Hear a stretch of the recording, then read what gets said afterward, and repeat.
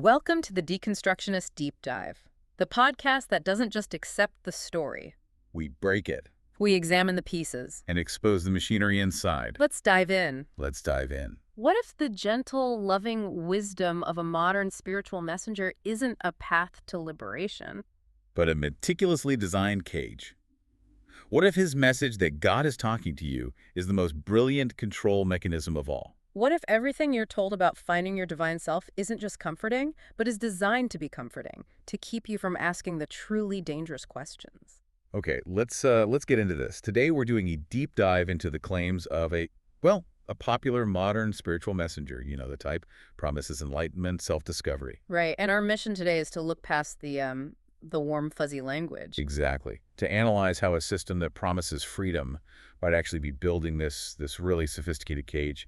Our main source here is the Deconstructionist, Deconstructing the Guru, a critique of spiritual authority. And that source suggests these teachings, which seem harmless, maybe even helpful. Yeah, they're actually designed to keep you searching, perpetually seeking, not actually free. So where does this architecture of control even start? The source points to something called divine dictation, or, channeling. Ah, yes, the classic opener. The speaker claims he's just like a passive vehicle, a humble scribe taking notes for, God, some divine intelligence. He's just passing along the messages. Right, and what really strikes me, and what the source hammers home, is how this isn't humility at all. It's maybe the oldest power grab in the prophetic playbook. How so? Well, think about it. By claiming he's just a conduit, Yeah. he instantly dodges all accountability, right? If you question his words. You're not questioning him, you're questioning God. Bingo. The source argues it completely absolves him of authorship, any personal bias, Yeah.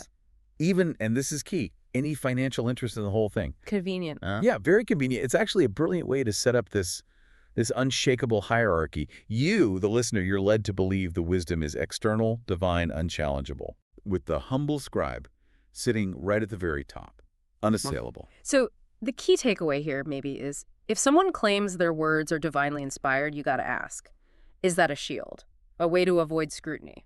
It definitely shifts the focus away from real self-discovery, using your own critical mind, towards just seeking external validation. Okay, so that's the foundation. Where does he build from there? The source highlights this next claim, universal divine communication. Right, the idea that God is talking to all of us all the time, and our only problem Is that we're just not listening properly. Yeah, sounds great on the surface, doesn't it? Very democratic. Yeah. Spiritual access for everyone. I sense a but. Oh, man. The source argues it's actually insidiously victim-blaming. How? Because if you don't hear this supposed divine voice that's everywhere, well, it's immediately framed as your fault. Ah, okay. You're not listening hard enough, or you don't believe enough, or... Exactly. It creates this perpetual state of seeking and feeling inadequate, which naturally makes you dependent on the guru's specific methods or teachings to finally maybe hear that voice. It creates a problem that only they can solve for you. And the problem is basically your inadequacy. Precisely. So the warning here is, be wary of teachings that invent a problem tied to your own self-worth and then sell you the exclusive cure. Okay, then there's this other really appealing idea, the too good to be true self-worth thing. Oh, this one's potent. The guru suggests that, our highest, most flattering thoughts about ourselves, those are actually divine truths. Right. And the only reason we reject them is because we have low self-esteem. And accepting these super positive thoughts, that's the key to evolution, for us personally and for everyone. Yeah, that's the pitch. And this is where the source really sharpens its critique. It calls this intellectual nihilism. Strong words. What does that mean here? It means it encourages you to bypass your own reason, your own evidence, any kind of critical self-reflection. Just force yourself to feel good.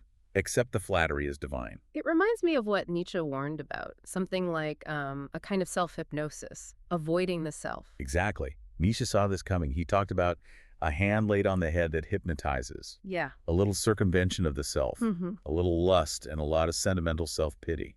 It's not genuine self-worth built on, reality. It's a bypass. So for the listener, the source is saying this is like slave morality for the new age. Pretty much. Your weakness, like your inability to just blindly believe something too good to be true without any proof, gets reframed. It's not healthy skepticism. It's a spiritual blockage. And guess who has the tools to help you clear that blockage? You got it, the guru. So the insight is, if a teaching tells you to ditch critical thinking for blind belief, maybe it's not empowering your soul. Maybe it's just disarming your brain's immune system. And to really drive it home, the guru often uses this narrative, humanity as a self-destructive species. Oh yeah, the crisis narrative. He'll list all the world's problems: starvation, war, violence, environmental collapse.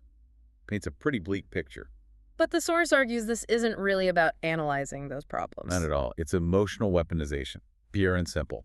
It's designed to make you feel panicked, powerless. And the unspoken message is That normal solutions, political action, economic changes, grassroots organizing, they're all useless, futile. The only thing that can possibly save us is his specific brand of internal spiritual transformation. You nailed it. He basically co-opts the very real suffering in the world, the genuine pain and fear people feel. To sell his metaphysical product. Yeah. So the takeaway is, when someone frames huge material world problems as only solvable through internal spiritual shifts, and usually their guidance, ask yourself if that's just a distraction, a way to avoid tangible action. Okay, so we've kind of sketched out the basic structure, the architecture of the cage, as the source calls it. Now let's get out the scalpel. Let's do it. Let's look at how these ideas actually work on a deeper level. Yeah. Cognitively, how they manipulate you. One mechanism the source identifies is really interesting. It's called the self-policing questionnaire. The questions, yeah. He gives you these 4 fundamental questions. Who am I? Where am I? Why am I here? What do I plan to do? And presents them as the ultimate tools for your evolution. And then there's the kicker.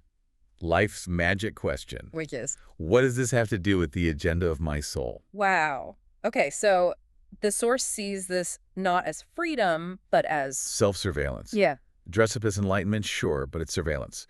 The philosopher Foucault would have a field day with this. He'd call it an internalized panopticon. Meaning you become your own prison guard. You're constantly watching yourself, judging yourself, making sure every thought aligns with the program. That magic question ensures every decision, every impulse gets filtered through this prescribed, deliberately vague dogma. It keeps you constantly checking yourself against his system. Exactly. It keeps you on the rails he built. The insight here, real self-inquiry, should empower you to question everything, including the very questions someone tells you are essential. Okay, building on that self-monitoring, the source also dissects the source principle. Right. The command to become the source of whatever it is you want. So if you want love, be loving. If you want abundance, be generous. That kind of thing. Yeah, and the promise is, if you radiate it, it'll magically stick to you and manifest in your life. That sounds kind of nice. Altruistic, even. It sounds nice. But the source argues it's basically capitalist metaphysics wearing a spiritual disguise. It's the law of attraction, maybe, for people who think the secret is a bit too unsubtle. You're not getting things, you're sourcing them. But the goal is still getting stuff. Pretty much. And here's the real punch, according to the source. Yeah. This is just prosperity gospel for the yoga mat set. Ouch, why? Because it neatly blames the victim. If you're poor or lonely or sick, well, you're just not sourcing correctly, are you? It's your metaphysical fault. And conversely. Conversely, it sanctifies the guru's own wealth and success. See? He's clearly a master sourcer. His comfort becomes living proof that his system works. It's a perfect self-serving loop. So the takeaway. When spiritual teachings say your material lack is down to some personal spiritual error, they're often just justifying the status quo. And maybe justifying their own comfortable position within it. Okay, let's pull back a bit now. Widen the lens. The source uses this great phrase, contextual napalm. Yeah, I like that one. The argument being, these aren't new tricks. These are old patterns of control, just repackaged for today's market. Exactly. Let's see where the real power behind these claims comes from. Okay, let's revisit divine dictation. The source calls this Deception 1, the humility shroud, an appeal to false authority. Right. It looks like humility, but it functions as an unchallengeable authority claim. In this pattern, it's shown up before, right? Historically. Oh, absolutely. Think about the Catholic papacy's idea of ex cathedra. When the Pope speaks on faith and morals in that specific way, it's considered infallible, divinely protected from error, beyond question. It's the same basic move? Claim divine backing to shut down debate. Precisely. And what's fascinating is how directly this clashes with genuinely freedom-oriented traditions. Take Zen Buddhism's famous provocative saying, if you meet the Buddha on the road, kill him. Whoa. What does that mean? It's metaphorical, obviously, but it means prioritize your own direct experience and insight over any external authority, no matter how holy they seem. Question everything. So true authority comes from reason, transparency. According to the source, yes. It's earned, not just declared through some divine hotline. The challenge then is to, metaphorically tear down that shroud, make the person account for their own words. Okay, next up. That too good to be true self-worth idea, especially when mixed with the crisis narrative.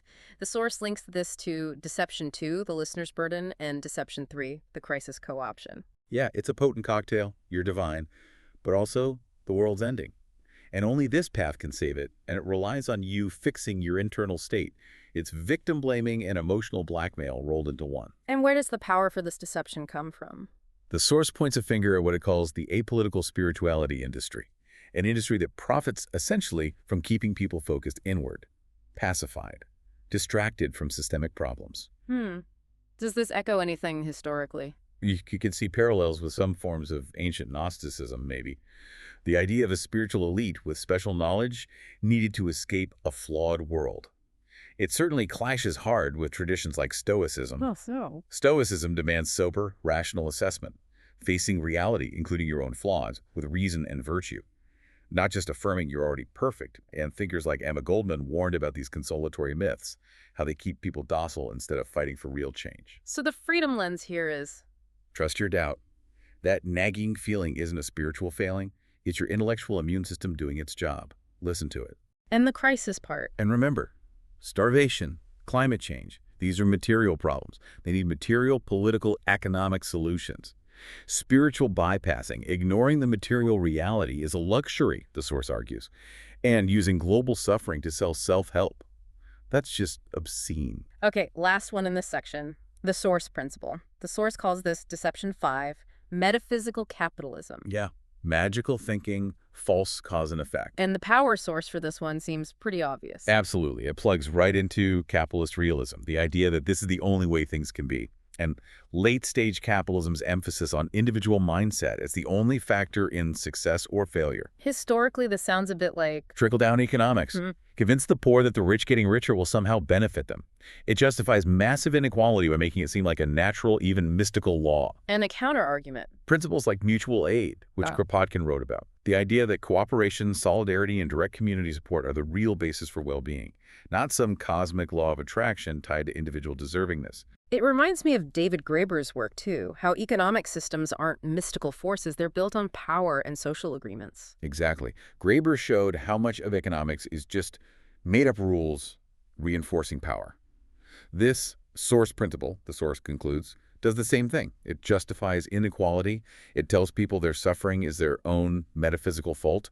It's a really vicious and heartless con, frankly, designed to keep power where it is. Okay. Let's try and synthesize all this, bring it together. Right. So the central thread, the big unifying lie that holds this whole guru system together. That is it. It's the idea that you, the listener, are fundamentally incomplete, broken somehow, that you need an external system, usually mediated by this specific guru, to access your own power, your own purpose, your own divinity. And this whole deconstruction, this analysis, that's our weapon against that lie. Exactly. The prison is built out of ideas, bad ideas, which means It can be torn down with better ideas, sharper thinking. let's just call it out directly. The source is basically saying, look, this guy didn't take dictation from God. He wrote a book. And the God he channels sounds suspiciously Like a boomer hippie who got really into non-duality and managed to land a sweet book deal. Let's be real. So, your worth. It isn't some hidden treasure you find by chanting the right mantra. No. The source argues your worth is like a fire, something you build through action, through struggle, through connecting with others, solidarity. And your role in evolution isn't just being a better listener to the cosmos. Hell no. It's about becoming a more dangerous critic of the actual earthly hierarchies, the power structures that keep people trapped. That keep us all trapped. So the final call to action is, Burn it down. Metaphorically speaking, of course. Dismantle these false ideas in your own mind. Trust that doubt in your gut. It's not a sign you're failing spiritually. It's the seed of your freedom, your intellectual freedom. because your mind. Your mind is the one thing they can't truly own unless you hand it over willingly. Stop handing it over. See through the BS. See through the eagle's eye. Be free. And that's our deep dive for this week. Remember, the most dangerous illusion is the one you don't know you're in. But now you know. So here's our question for you. Where is the line between a useful model of reality and a dangerous dogma? When does a spiritual tool become a tool of control? Let us know in the comments. Question the narrative. Deconstruct the dogma. See the system. We'll see you next time. Stay skeptical. Thank you for joining us. Thank you for joining us.